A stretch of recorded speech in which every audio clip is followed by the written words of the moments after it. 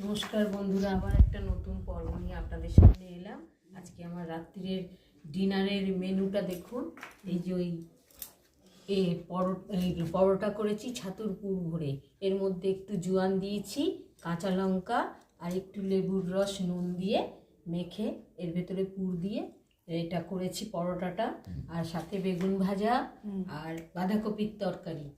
আমার কর্তামশাই খেয়ে বলবেন কেমন হয়েছে। বলো। খুব ভালো হয়েছে।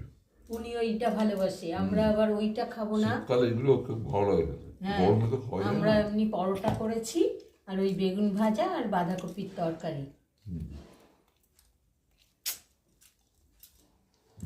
আমাদের একটা একটু দেখো, আমাদের পরোটা।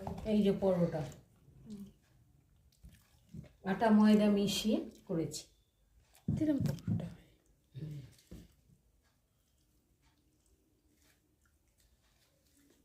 তুমি খাও। ও আবার এই ছাতুর পুর ভরে যে কোনো কিছু ভালোবাসে, মানে যে কোনো পুর দিয়ে করলে ভালোবাসে।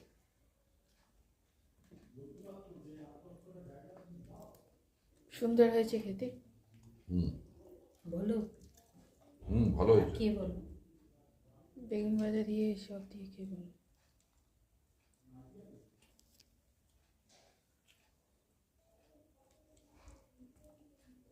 শীতকালে এসব খাওয়া তো একটু ভালো লাগে। গরমে তো খাওয়া যায় না।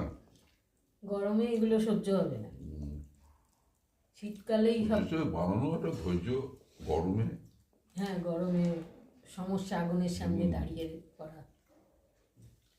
টাটা, আজ তাহলে আসি। সবাইকে গুড নাইট, সবাই ভালো থাকবেন, আমিও ভালো আছি। টাটা। ভাবি বলে দাও টাটা। টাটা। Good night.